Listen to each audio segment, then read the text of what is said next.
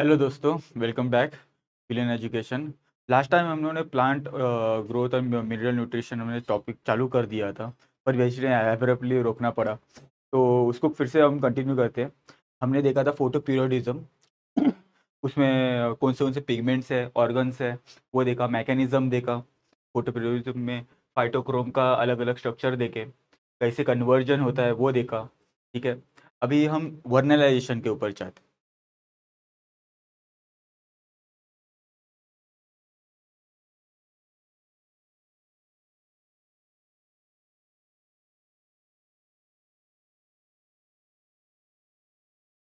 देखो दोस्तों, वर्नाइजेशन मतलब टेम्परेचर। उस टाइम फोटो पीरियोडिज्म में हम फिजिकल फैक्टर क्या यूज कर रहे थे? एक्सटर्नल फिजिकल फैक्टर, वो है लाइट। वर्नाइजेशन में हम टेम्परेचर करेंगे as a physical parameter which effects on physiological behaviour या मॉर्फोलॉजिकल फीचर ऑफ प्लांट। ठीक है, पर हमें यहाँ पे ज्यादा कंसिडर करना है रिप्रोडक्शन। यहाँ पे भी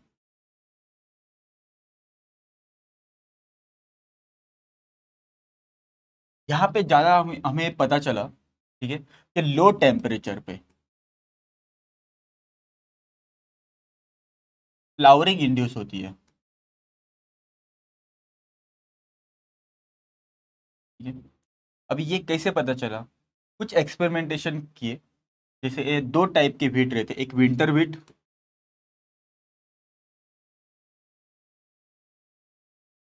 और एक है स्प्रिंग वीट।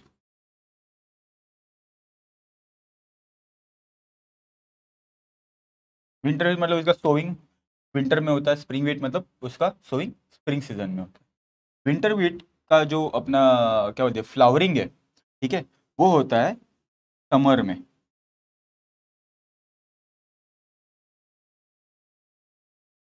तो स्प्रिंग वीट का होता है जो स्प्रिंग सीजन में करें, तो उसके आगे आगे क्या आएगा? विंटर आएगा। विंटर सीजन में विंटर सीजन में इसका फ्लावरिंग होता है। ठीक है,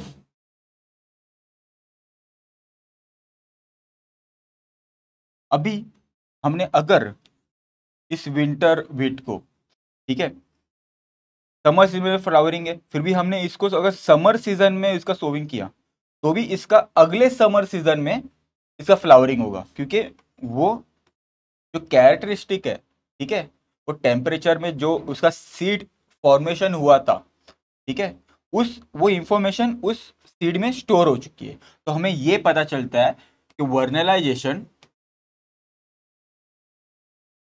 मोर प्रोमिनेंट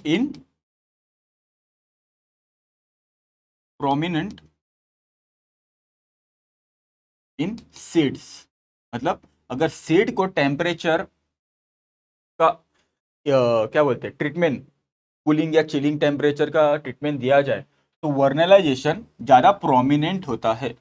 ओके, तो इस दो केसेस में हमने अगर विंटर वीट को, ठीक है, जो सीड्स है उसको अगर हमने चिलिंग इफेक्ट दिया, चिलिंग मतलब कोल्ड टेम्परेचर ट्रीटमेंट दिया, तब वही वैसा ही ट्रीटमेंट स्प्रिंग वीट को नेचुरली मिलता है।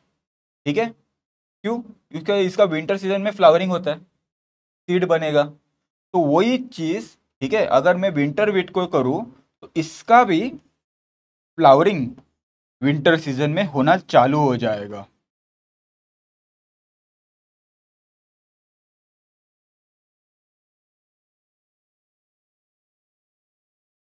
सीड्स, ठीक है। इस छोटा सा एक्सपेरिमेंट से पता चला कैसे टेम्परेचर इफेक्ट करता है दूसरे कोई प्लांट का फ्लावरिंग, ठीक है, या फिर रिप्रोडक्शन। रिप्रोडक्शन मतलब फ्लावरिंग। ठीक है, ओके। ये बोले अभी इसका एप्लीकेशन क्या हो सकता है? एडवांटेज एप्लीकेशन एक है, क्या हम इंड्यूस करवा सकते हैं किसी भी प्लांट को फॉर फ्लावरिंग। ओके, कोई भी temperature treatment, cold temperature treatment देके हम इसको इंड्यूस करवा सकते। दूसरा, हॉर्टिकल्चर में भी यूज होता है। आप देखते होंगे कोई भी पौधे वाला वगैरह आता है, माली वगैरह जो भी बेचने के लिए, उसके पास फ्लावर्स हमेशा रहते हैं प्लांट के ऊपर, वो क्योंकि वर्नाइजेशन उसका ट्रीटमेंट दिया जाता है, ठीक है, या फिर ऑक्सीजन ट्रीटमेंट दिया जाता है ये। और कोई क्रॉप उस जगह का हैबिचुअल नहीं था। फॉर एग्जांपल अगर मैंने यूएस का या मैक्सिकन वैरायटी ऑफ व्हीट या राइस लेके आया, पर यहाँ पे उस सीजन में अडेप्ट नहीं कर पाएगा, ठीक है, पर उसको अडेप्ट करवाने के लिए कोल्ड ट्रीटमेंट दे सकते हैं ताकि उसका फ्लावरिंग हो और अपने अपने इंडियन क्लाइमेट में वो स्टेबलाइज और एडजस्ट हो जाए, ठीक है, और ग्रो हो सके उसका crop of different geographic condition can be grown।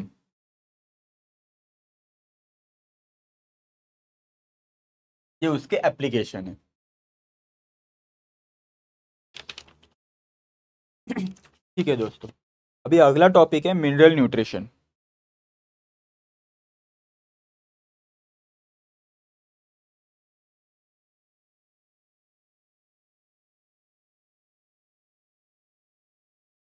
Okay, तो दोस्तों बहुत सारे मिनरल्स हमें पता है, इनऑर्गेनिक, ऑर्गेनिक, ठीक है।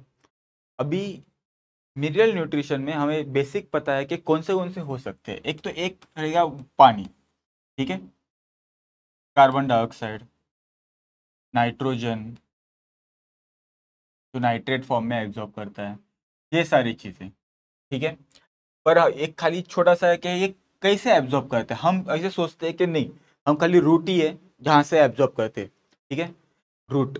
पर ये जो न्यूट्रिएंट्स है वो रूट, स्टेम और लीफ ये भी एब्जॉर्ब, ऐसे आपको मैं बताया स्टोमाटा रहता है, स्मॉल ओपनिंग होती है, ठीक है, उससे क्या होता है गैसेस एक्सचेंज, मतलब ऑक्सीजन अंदर जाएगा, कार्बन डाइऑक्साइड बाहर जाएगा, इनको रेस्पिरेशन, या फिर कार्बन डाइऑक्साइड अंदर जाएगा फॉर फोटोसिंथेसिस, ये सब चीज़ें।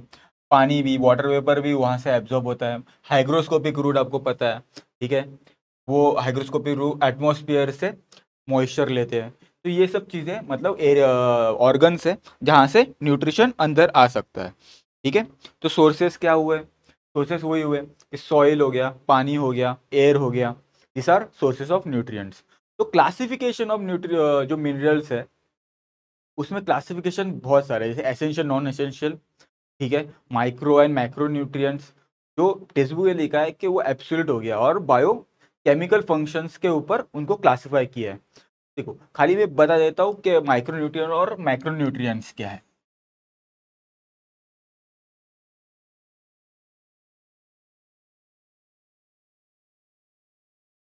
ठीक है।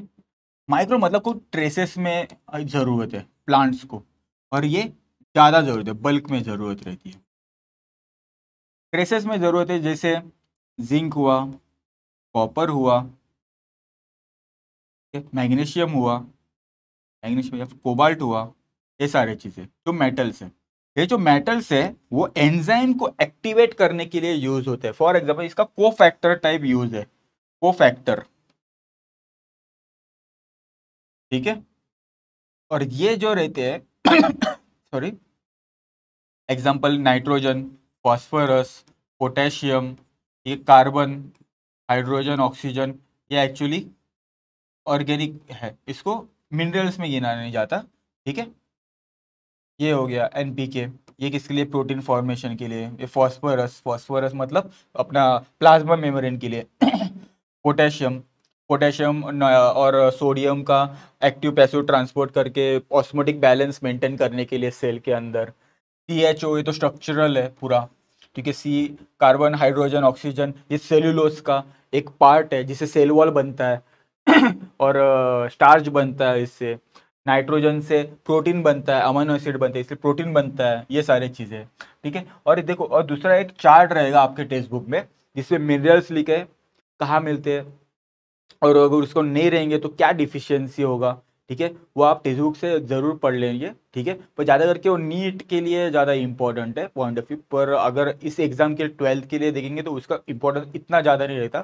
फिर भी आप कुछ कुछ दो तीन ऐसे चार पद आप पढ़ लीजिए, ठीक है।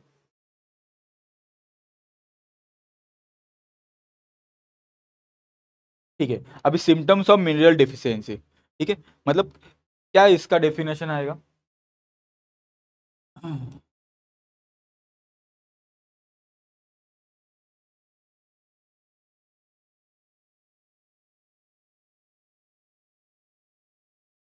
The deviation, okay, deviation from normal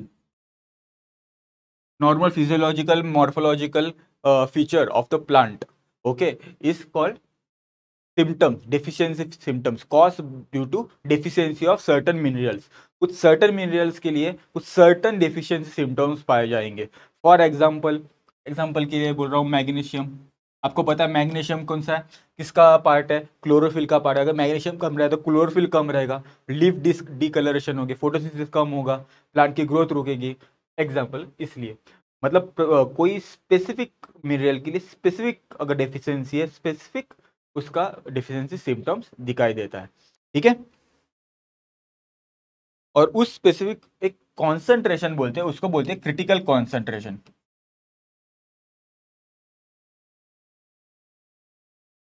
her mineral का अलग अलग क्रिटिकल कॉन्सेंट्रेशन होता है, मतलब एक बेस लाइन होती है, उसके ऊपर गया मतलब हाइपर न्यूट्रिशन, और नीचे गया मतलब हाइपो न्यूट्रिशन. ठीक है, डिफिशियंसी सिंड्रोम मतलब डेफिशिएंसी जो भी इफेक्ट दिखेगा वो सब अगर इसके थ्रेशोल्ड के नीचे रहेगा, क्रिटिकल कॉन्सेंट्रेशन के नीचे, तब वो दिखाई देगा. और हर मिनरल के लिए अलग अलग होता है. जैसे इंपॉर्टेंट डेफिशिएंसी सिम्टम्स दिए हैं इन्होंने, जैसे स्टंटिंग मतलब प्लांट की ग्रोथ रुकना. तो वैसे ये तो पता है आपको, अब हमारी बॉडी भी और प्लांट की बॉडी भी ज़्यादा करके बनी है नाइट्रोजन से, मतलब प्रोटीन अमाइनो एसिड से. ठीक है, तो अगर एन मतलब नाइट्रोजन नहीं रहेगा तो स्टंटिंग हो सकती है ना. और फिर क्लोरोसिस मतलब क्लोरोफिल का डिग्रेडेशन. अभी अगर समझो अगर कार्बन नहीं है, नाइट्रोजन नहीं है, ठीक है, पर उसके साथ अगर मेटल नहीं है, मतलब मैग्नीशियम नहीं है, अगर मैग्नीशियम नहीं है तो क्लोरोफिल नहीं बनेगा, डिकलरेशन होगा प्लांट के स्टेम का, लीव्स का. ठीक है, नेक्रोसिस. नेक्रोसिस मतलब इन शॉर्ट सडन, सडन बोलते हैं उसको. पर जो कोई पार्ट सड़ने लग गया, पस होने लगा, उसको नेक्रोसिस बोलते हैं. हमारे इसमें भी होता है, ह्यूमंस में, एनिमल्स किंगडम में. नेक्रोसिस इसमें क्या होगा, कोई प्लांट का पार्ट सड़ने लग गया, ठीक है, खराब होने लग गया. आपने देखे होंगे कि कोई लीव्स वगैरह और कोई बार्क, कोई फ्रूट सड़ना चालू हो जाता है. वो किसके वजह से होता है, अगर सल्फर और कैल्शियम कम रहेगा तो.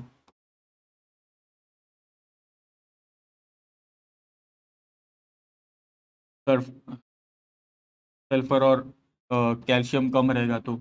ठीक है, और दूसरे दूसरे भी है जैसे मोटलिंग.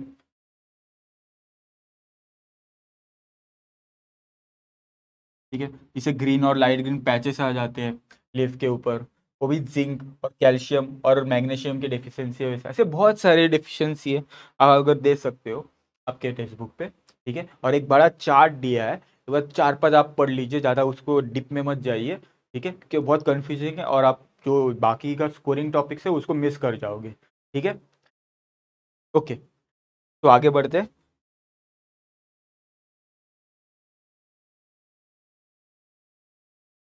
ठीक है,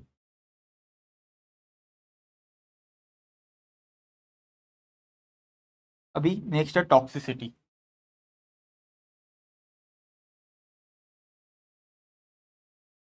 देखो बेसिक इसमें डेफिनेशन दिया है, कोई भी मिनरल, ठीक है, ओके, विच इज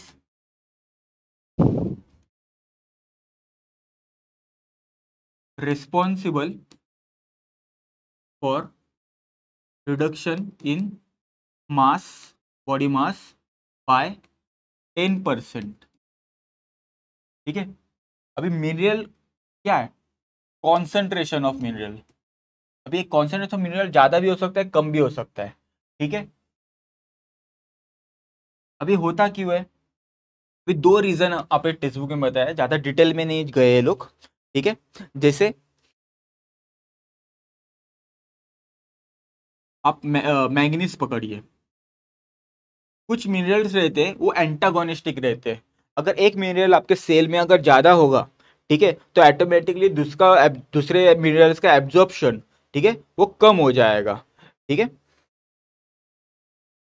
जैसे ये कम ज़्यादा हो गया तो आयन का एब्जॉर्प्शन आपके ब्लड में, सॉरी अपने प्लांट में कम हो जाता है. ठीक है, उसी तरह ये कैल्शियम का ट्रांसपोर्टेशन भी रोक देता है। और दूसरा रीजन क्या होगा, कुछ मिनरल्स ट्रेसेस में होते हैं, उनको ट्रेसेस में ही रहना चाहिए। अगर वो ज्यादा हो जाते हैं, ठीक है, तो उसके वजह से हाइपर न्यूट्रिशन चालू हो जाता है और उसके वजह से इंपेयरमेंट होती है ग्रोथ और फिजियोलॉजिकल कंडीशन। जैसे एग्जांपल, अगर एब्सिसिक एसिड अगर ज्यादा हो गया, ठीक है, प्लांट में, ठीक है, तब क्या होगा, एब्सिशन लेयर ज्यादा होते हैं, एजिंग चालू चालू हो जाएगी प्लांट की, और प्लांट बाद में सीनेसेंस के बाद मर जाएगा। ठीक है, ये चीज आपको बता, तो बस इतना ज्यादा नहीं है, छोटा सा पैराग्राफ आपको दिया था आपके टेक्स्ट बुक में, वो आपको बता दिया इन ब्रीफ।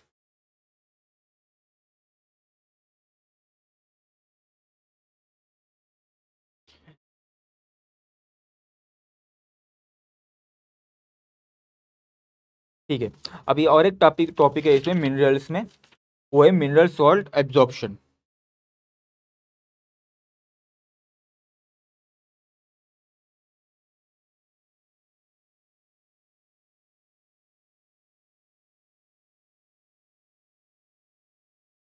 देखो दोस्तों, बेसिक क्या रहता है, अभी समझो ये सेल है, ठीक है, और ये इसका सेल मेम्ब्रेन है, और ये रहा ग्राउंड मतलब सॉइल, मर्ड पकड़ लो, कुछ भी पकड़ लो, ये सेल इंटीरियर है। तो हमेशा जो सेल मेम्ब्रेन का एक पोटेंशियल मेंटेन रहता है, ठीक है। फॉर एग्जांपल अगर समझिए, ठीक है, अंदर negative negative negative negative charge है और बाहर पॉजिटिव पॉजिटिव पॉजिटिव चार्ज है, ठीक है,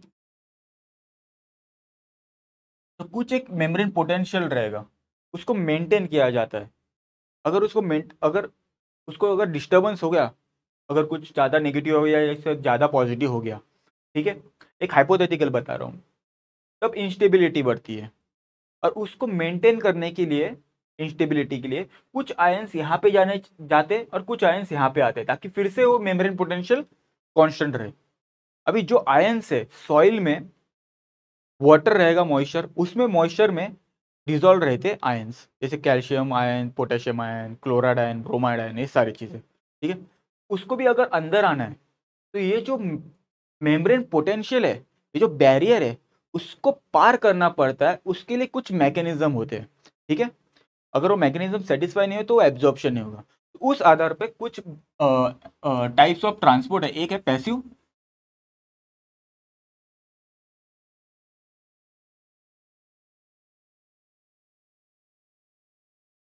बाद में है एक एक्टिव।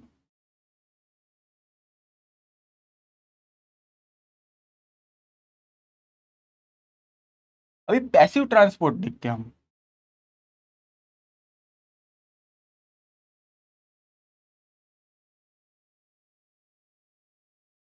पैसिव मतलब अलोंग द कॉन्सेंट्रेशन ग्रेडियंट,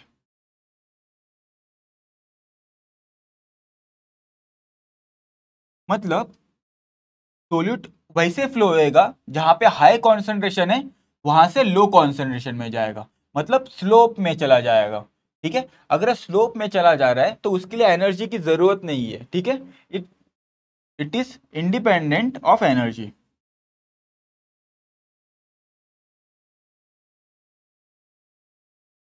मतलब एटीपी खर्च नहीं होता वहां पे, ठीक है।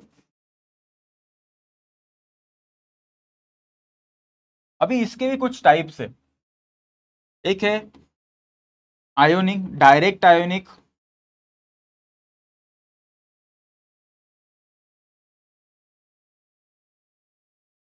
ट्रांसफर या एब्जॉर्प्शन, और दूसरा इनडायरेक्ट आयोनिक ट्रांसपोर्ट,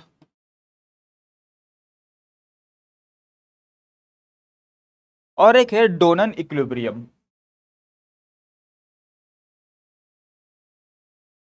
ये सारे पैसिव ट्रांसपोर्ट वाले पार्ट है, ठीक है। देखो डायरेक्ट में क्या होता है, समझिए ये रूट है, देखो आपके बुक में तो नहीं, इतना डिटेल में नहीं बताया, फिर भी आपको पता होना चाहिए कि क्या है ये। रूट है, रूट हेयर है, ठीक है। बाहर क्या है, पोटेशियम, और अंदर रूट के अंदर क्या है, हाइड्रोजन, ठीक है।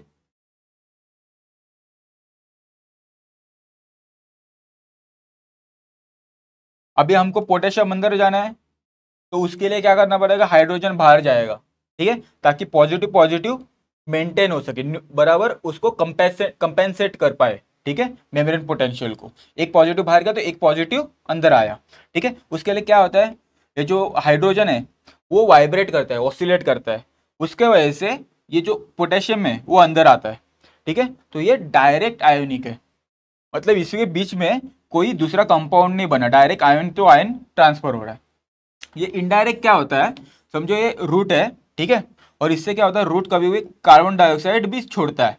ये कार्बन डाइऑक्साइड पानी में मिलके सॉइल के मॉइस्चर में क्या बनता है, कार्बोनिक एसिड, और ये देता है hydrogen ion plus carbonate ion, ठीक है, हो गया। अभी ये हाइड्रोजन आयन क्या करेगा, चला गया सॉइल में। अभी हाइड्रोजन आयन चला गया, तो उसके हिसाब से जो पोटेशियम आयन है वो अंदर आया, है ना, उसको मेंटेन करने के लिए, समझे आप। ये हुआ इनडायरेक्ट आयोनिक ट्रांसपोर्ट। अभी डोनन इक्विलिब्रियम क्या है, ठीक है, इसके बारे में आपके बुक में दिया है, तो वो क्या लिखा है वो मैं आपको बताता हूँ। समझो ये मेम्ब्रेन है, ठीक है, ये सेल इंटीरियर है, ये है आपका मड, ठीक है, ग्राउंड, ठीक है। अभी क्या होता है कि सेल को मेम्ब्रेन है, उसके अंदर कुछ इमोबिलाइज एनायंस होते हैं। इनमोबाइल अनायंस में बता रहा हूं, ठीक है, नेगेटिवली चार्ज, समझो चार है, तो कोई भी हो, ब्रोमीन हो, क्लोराइड हो, या कुछ भी हो, और अंदर है आपके पोटेशियम पकड़ो, चार है, ठीक है। बाहर भी क्या है, पोटेशियम है, चार, और क्लोराइड आयन है, चार। अभी क्या करना है कि क्लोराइड को अंदर आना है, ठीक है, क्लोराइड को अंदर आना है, पर अंदर आने के लिए उतना ही क्वांटिटी ऑफ जो अनायंस है अंदर सेल के अंदर वो बाहर जाना चाहिए, और होंगे नहीं क्योंकि ये बहुत स्टिक्ट है, ठीक है, इमोबिलाइज है to inner side of membrane, वो इमोबाइल है, वो जाएंगे नहीं। तो क्या करना चाहिए, तब क्या होता है, जब क्लोराइड अंदर आता है, क्लोराइड एक पोटेशियम को भी लेके आता है, या दो लेगा या एक लेगा, ठीक है। तो क्या हुआ, यहाँ पे पहले चार पोटेशियम थे, ठीक है, वो क्या हुए, पांच पोटेशियम हो गए, और एक क्लोराइड आया, ठीक है। और यहाँ पे क्या हुआ, चार थे, वो तीन पोटेशियम रह गए, वो क्लोराइड चार थे, वो तीन क्लोराइड हो गए, ठीक है। अभी देखो क्या हो रहा है, एक पोटेशियम एक क्लोराइड अंदर आया, कुछ फर्क पड़ा मेम्ब्रेन पोटेंशियल को, नहीं, क्योंकि जितना क्लोराइड लाया उतना पोटेशियम आया, मतलब दोनों एक दूसरे को न्यूट्रलाइज किया। पर एंड ऑफ द पिक्चर क्या हुआ, हमें पोटेशियम अंदर सेल के अंदर बढ़ गया। तो this is accumulation of certain anions और cations inside the cell, okay, to maintain the equilibrium for translocation of certain ions. समझ में आया, ये आया जो आपको चाहिए था, वो आया, क्लोराइड आया, ठीक है, और उसके साथ पोटेशियम आया, ठीक है, नहीं चाहिए तो भी, ठीक है, जो एक्यूमुलेट हुआ और क्लोराइड यूज हो गया। ये है डोनन इक्विलिब्रियम, ने इक्विलिब्रियम मेंटेन कर दिया। अभी नेक्स्ट है एक्टिव ट्रांसपोर्ट। एक्टिव ट्रांसपोर्ट में क्या रहेगा, एक्टिव मतलब वहां पे एनर्जी यूज होगी, ठीक है। तो समझो ये सेल मेम्ब्रेन है, ये है आपका एटीपी एंजाइम, एटीपेस।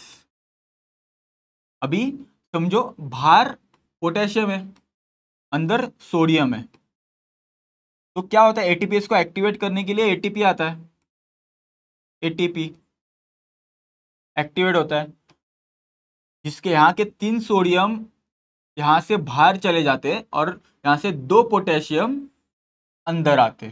तो देखो क्या हुआ, यहाँ पे एटीपेस ने हेल्प की, कहाँ, 3 सोडियम को बाहर भेजने के लिए एक्सटीरियर सॉइल, और यहाँ पे सेल के इंटीरियर साइटोसोल में 2 पोटेशियम है, पर एनर्जी यूज हुई इन form of ATP, that is active transport. ये है, ठीक है, ओके।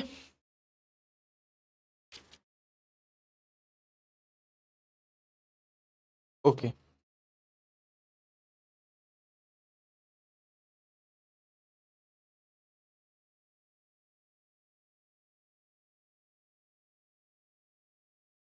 ओके दोस्तों, अभी और एक बहुत इंपॉर्टेंट टॉपिक है, वो है नाइट्रोजन साइकिल। देखो नाइट्रोजन साइकिल को बायो केमिकल साइकिल बोल सकते हैं। क्यों? क्योंकि इकोलॉजी में ये जो नाइट्रोजन है एक गैसियस फॉर्म है, उसका सोर्स है, मेन बॉडी है ये अपना एटमॉस्फेयर। अभी ये एटमॉस्फेयर से अंदर आता है अपने बॉडी सिस्टम में, मतलब बायोलॉजिकल सिस्टम में, बोला जाता है biotic biotic component of ecosystem.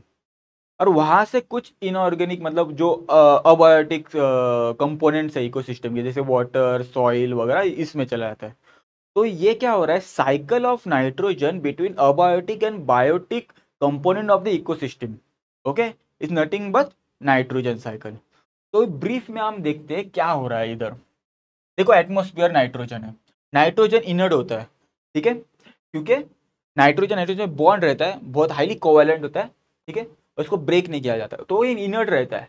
तो इसको इनर्ट नाइट्रोजन तो चाहिए हमें सेल में, प्लांट को चाहिए और हमें भी चाहिए, क्योंकि हमारा ज़्यादातर के जो पोर्शन है अपना, हमारा प्रोटीन से बने हुए, और प्रोटीन किससे बना हुआ है, नाइट्रोजन से, और डीएनए खुद भी एक नाइट्रोजन बेसिस से बने हुए, तो नाइट्रोजन तो इंपॉर्टेंट है। तो करते क्या है, दो मेथड है, एक है non biological math fixation.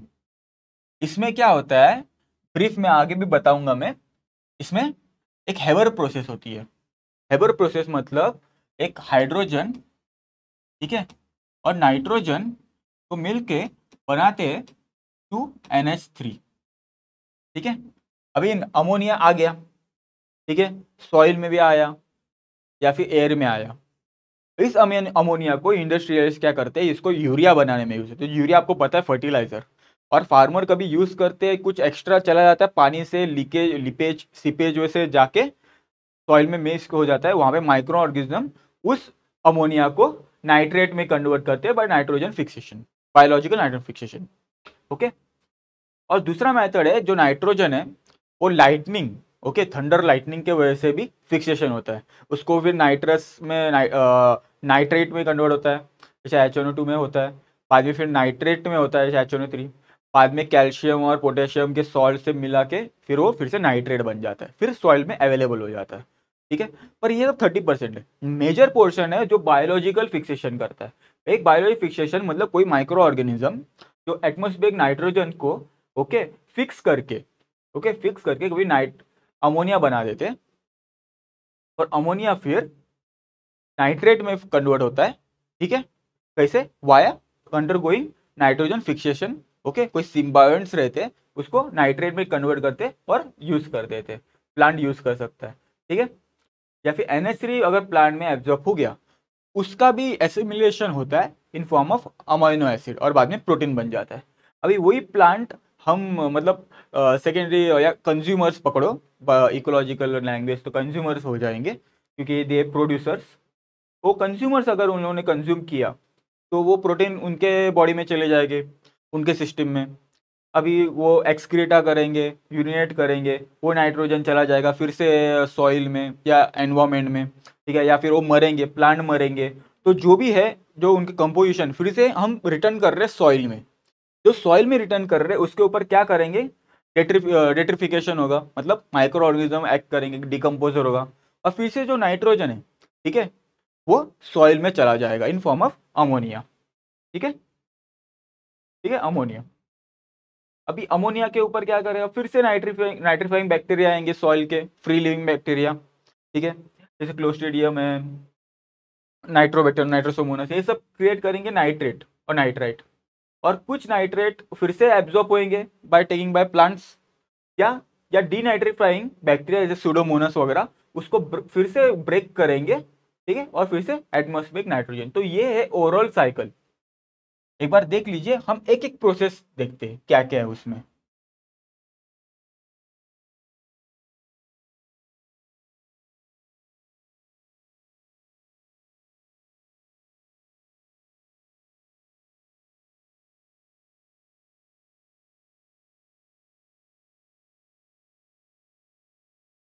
Okay, ठीक है।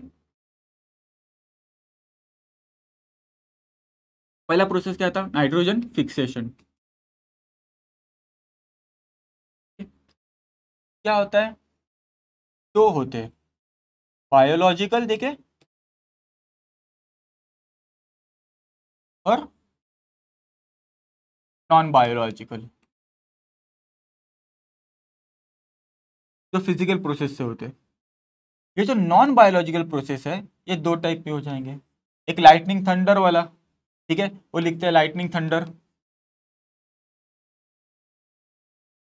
इसमें कैसे होगा? जो एटमॉस्फेरिक नाइट्रोजन है, ठीक है, वो क्या करेगा? ऑक्सीजन के साथ इन प्रेजेंस ऑफ लाइटनिंग क्या बनेगा?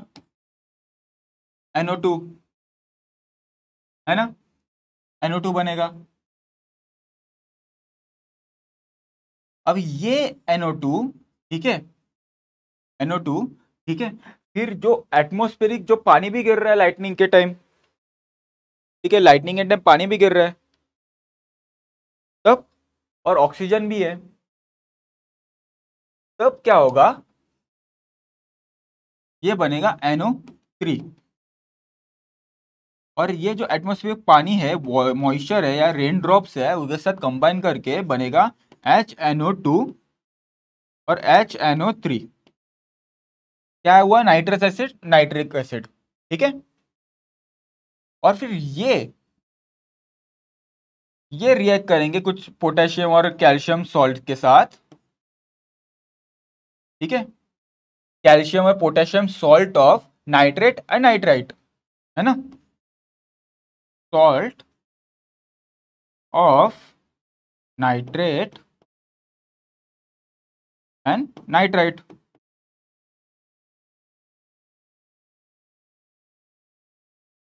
ओके, ठीक है। अभी ओके, अभी ये नाइट्रेट नाइट्राइट बन गए, और नाइट्राइट क्या है? It is available for plant for absorption.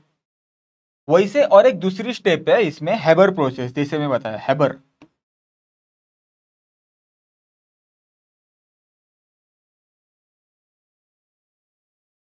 Haber process industrial process है जिसमें नाइट्रोजन और हाइड्रोजन को रिएक्ट किया जाता है at a high temperature 450 degree Celsius, और हाई प्रेशर में भी रहता है, ठीक है। क्या मिलता है फिर?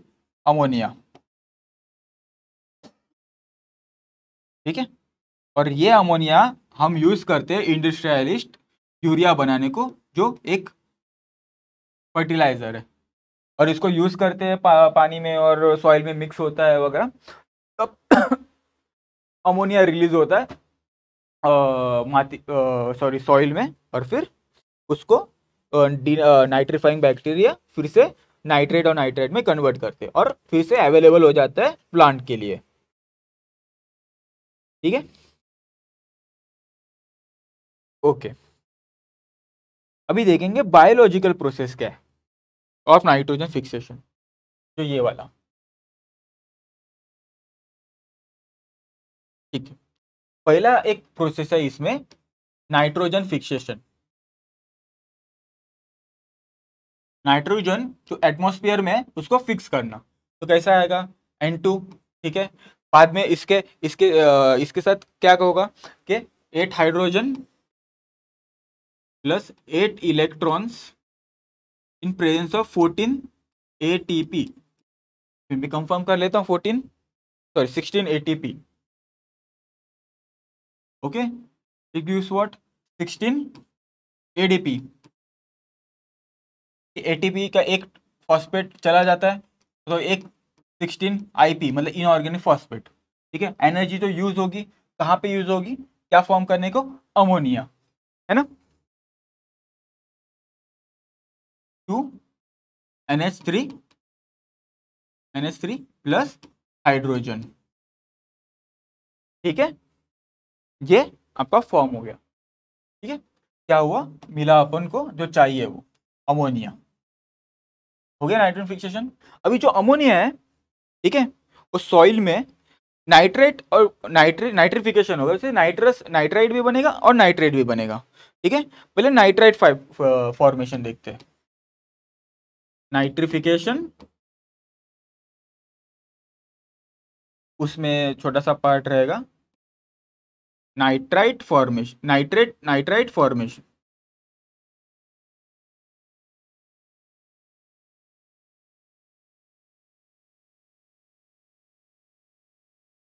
ओके, ठीक है। अभी जो अमोनिया बना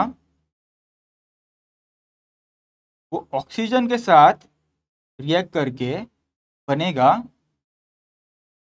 HNO2, ठीक है। कितना बनेगा,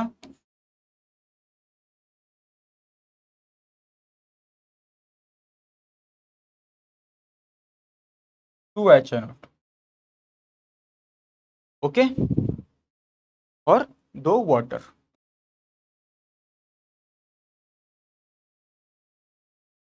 अब आप बोलोगे कि नाइट्राइट हो गया तो नाइट्रस एसिड हो गया, पर ये नाइट्राइट सॉल्ट ऑफ प्रोटोन ही है, कि ये क्या था, NO2 -2 और 2 हाइड्रोजन, मतलब +2 हो गया, एक एक का मिला के +2, एक, ठीक है। तो सॉल्ट बन गया, मतलब एक एसिड बन गया फिर अब ये, ठीक है, ओके, HNO2 बनी। तो अभी क्या बनाना है अपन को, नाइट्रेट फॉर्मेशन,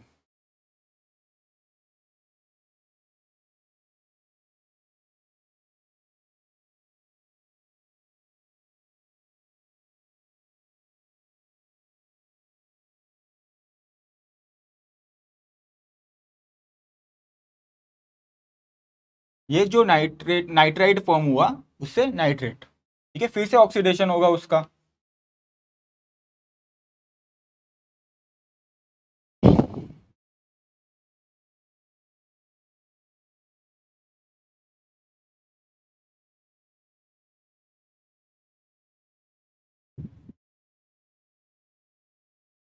ठीक है। नाइट्रिक एसिड मतलब नाइट्रेट,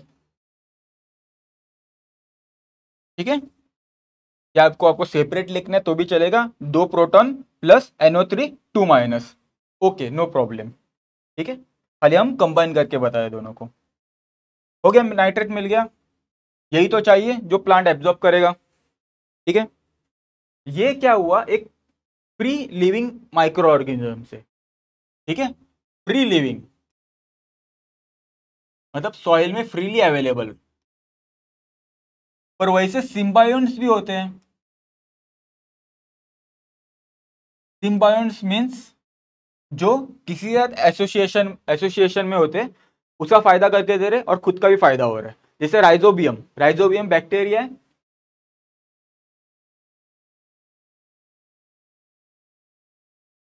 ठीक है, वो रूट नोड्यूल्स में पाया जाता है, जैसे लेज्यूमिनस प्लांट मतलब जितने भी अपन के पल्सेस वगैरह ले लो, उसके जो रूट के ऊपर नोड्यूल्स होते हैं उसके अंदर रहते राइजोबियम, जो नाइट्रोजन फिक्सेशन करके देते प्लांट को, और प्लांट क्या देता है उसको, प्रोटेक्शन, शेल्टर, ओके, इसलिए उसको नाम सिम्बायोन्ट्स है। तो राइजोबियम है, राइजोबियम क्या करता है, डायरेक्ट नाइट्रोजन, जो भी नाइट्रोजन है उसको डायरेक्ट फिर नाइट्राइट टू नाइट्रेट कन्वर्ट करके प्लांट को अवेलेबल करके दे, इतना बड़ा झंझट नहीं होता, ठीक है, सिम्बायोन्ट्स, पूरा प्रोसेस यही है नाइट्रोजन फिक्सेशन की।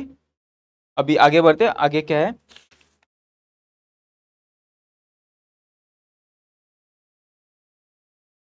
ठीक है, आगे है अभी डीकम्पोजिशन। देखो डीकम्पोजिशन, अभी इतना किया अपन ने, ठीक है, इतना कर दिया, अभी हमें क्या करना है, डीकम्पोजिशन, ये पार्ट। अगर ये प्लांट्स मरेंगे, या एनिमल्स मरेंगे या उनका एक्सक्रीटा होगा, उनका डिकम्पोजिशन।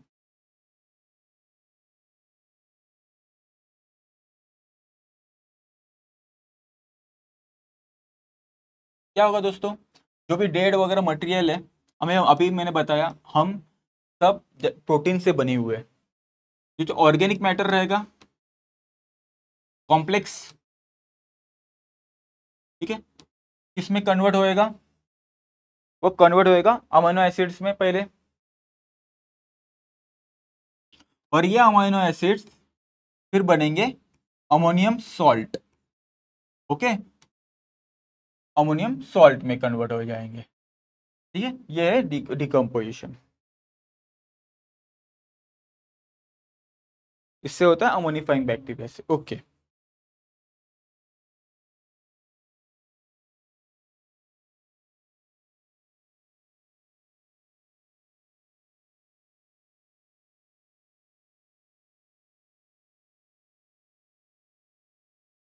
ये हुआ डिकम्पोजिशन। अभी नेक्स्ट पार्ट है एसिमिलेशन।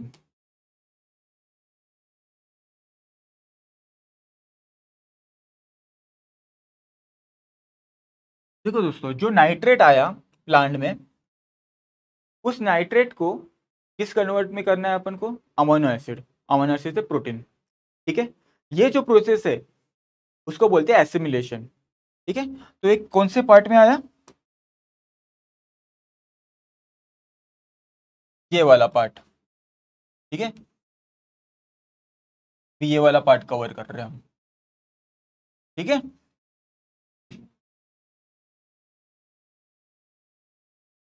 एसिमिलेशन। ठीक है, अब ये नाइट्रेट है, ठीक है, HNO3 या फिर NO3 लिख दो। अभी ये क्या करेंगे, ये एब्जॉर्ब करें हो जाएंगे प्लांट में, और इससे क्या मिलेगा,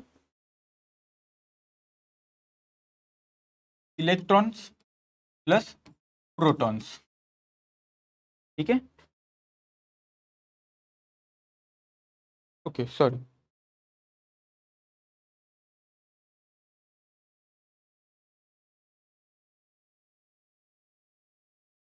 plus proton plus electron.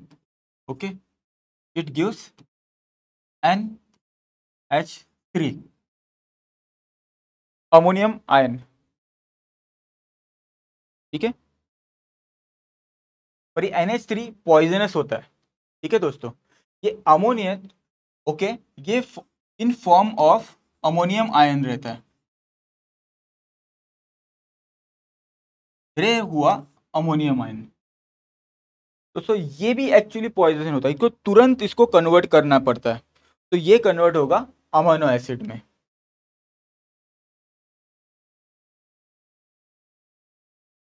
Okay,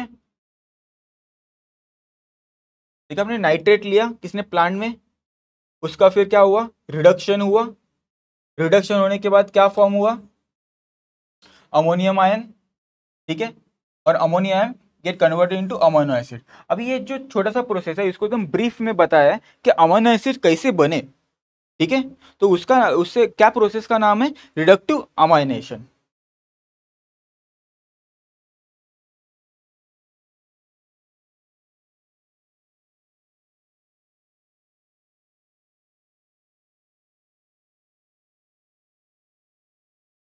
okay,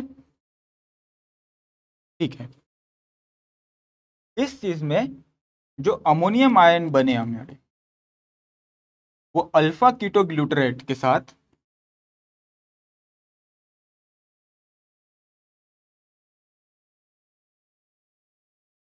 in presence of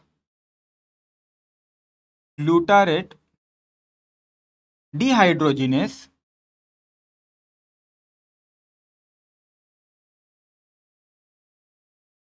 ठीक है, dehydrogenase, it forms glutamate.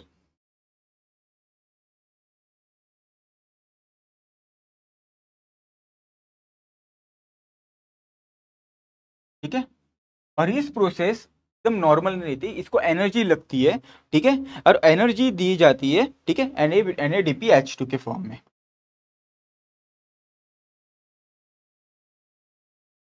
Okay. और एनर्जी किस फॉर्म में रहेगी, NADPH2। क्या देगा, ये हाइड्रोजन देगा अपना, ठीक है। इसलिए बोला जाता है कि ये डिहाइड्रोजिनेस, हाइड्रोजन को निकाल लेता है, डिहाइड्रोजिनेस। कहाँ से, अल्फा कीटोग्लूटाराइड से, ओके, डिहाइड्रोजिनेस निकलेगा तो अपन मिलेगा ग्लूटामेट, ठीक है, NAD, ओके।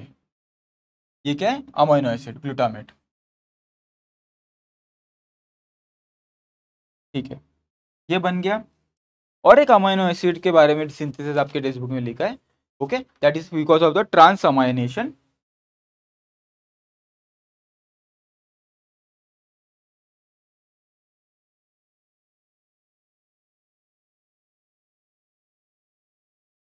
ये जो ग्लूटामिक एसिड है, ठीक है,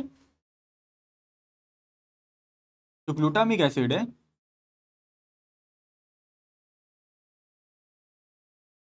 ठीक है,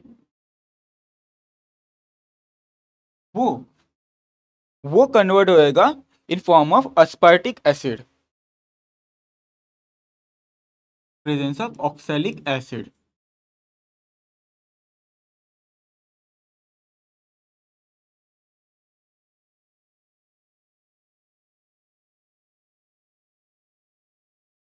प्लस अल्फा कीटोग्लूटारेट।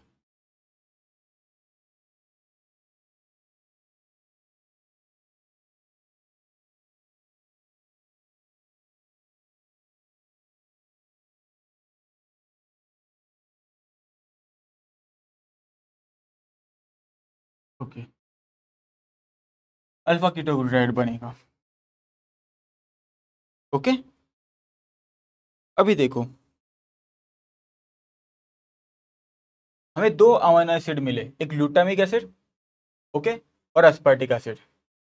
इसके इनके इनके एक्चुअली कैसे स्ट्रक्चर रहते हैं, कार्बन COOH H। मैं खाली बता रहा हूँ क्योंकि अगला प्रोसेस है, वो आपको आसानी होगी समझने में। जब एक ही CH2 रहेगा बीच में, ठीक है, तो उसको बोलेंगे अस्पार्टिक एसिड।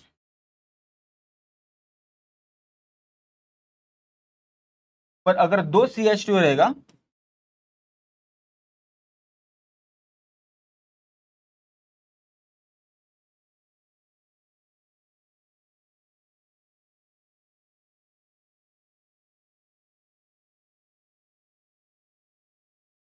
ये दो CH2 रहेगा तो उसको ग्लूटामिक, कभी ग्लूटामेट भी बोलते हैं, कभी ग्लूटामिक एसिड भी बोलते हैं, दोनों एक साथ है, चलेगा। वह एस्टर फॉर्म में बता रहे हैं, आप एसिड फॉर्म में बता रहे हो, ओके, नो प्रॉब्लम, ठीक है, ये हुआ। अभी अमाइडेशन मतलब अमाइड फॉर्मेशन, ये चीज क्यों बोल रहा हूं, क्योंकि ये आपको मिला एसिड फॉर्म में, अस्पार्टिक एसिड, ग्लूटामिक एसिड। अभी इन सब के अमाइड फॉर्मेशन होंगे, ठीक है। अमाइड आपको पता है, ठीक है, क्या है amide, CONH2, this is amide group. तो इसका अमाइड क्या होगा, तो रफ करो, NH2, ठीक है, और इसका अमाइड क्या होगा,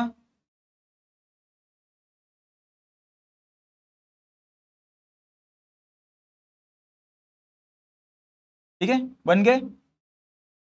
क्या हुआ फिर, अस्पार्टिक एसिड का क्या बना, अस्पार्टिक एसिड अस्पाराजिन, है ना, अस्पार्टिक एसिड टू अस्पाराजिन। ग्लूटामेट का क्या बोला, ग्लूटामिन, ग्लूटामाइन, है ना।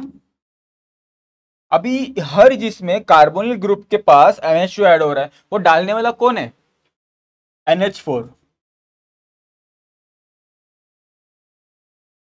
समझ रहे हैं आप, हमने स्टार्टिंग में NH4 बनाया, ठीक है, NH4 आयन फ्रॉम नाइट्रेट जो प्लांट में एब्जॉर्ब किया, उस अमोनियम आयन से हम लोग क्या क्या बनाया, ग्लूटामिक एसिड बनाया, अस्पार्टिक एसिड बनाया, उन दोनों का अमाइडेशन करके एस्पेरिजिन बनाया, ग्लूटामाइन बनाया, 4 अमीनो एसिड बनाए। ऐसे बहुत सारे अमीनो एसिड बन जाते हैं प्लांट में, ठीक है।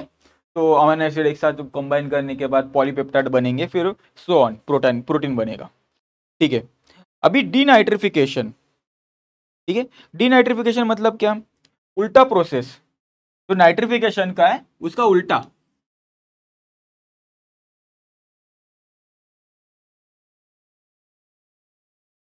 जो नाइट्रेट है वो कन्वर्ट होएगा नाइट्राइट में, वो कन्वर्ट होएगा अमोनिया में, वो कन्वर्ट होएगा नाइट्रोजन में।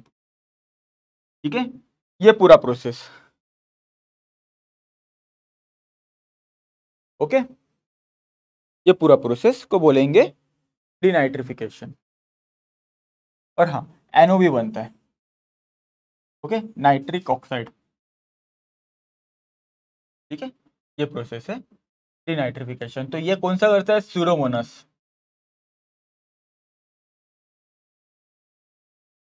स्यूडोमोनास नाम का बैक्टीरिया वो करवाता है। ओके, तो ओके, फिर अपना हो गया प्लांट मिनरल न्यूट्रिशन कंप्लीट हो गया टॉपिक दोस्तों। और कुछ भी ऐसा लगेगा तो हमें कौन सा टॉपिक अभी नेक्स्ट करना है, आपको जरूर चाहिए तो हम जरूर कमेंट बॉक्स में डालिए, तो हम पहले वो टॉपिक जरूर करने को लेंगे पहले। ठीक है, ओके, थैंक यू।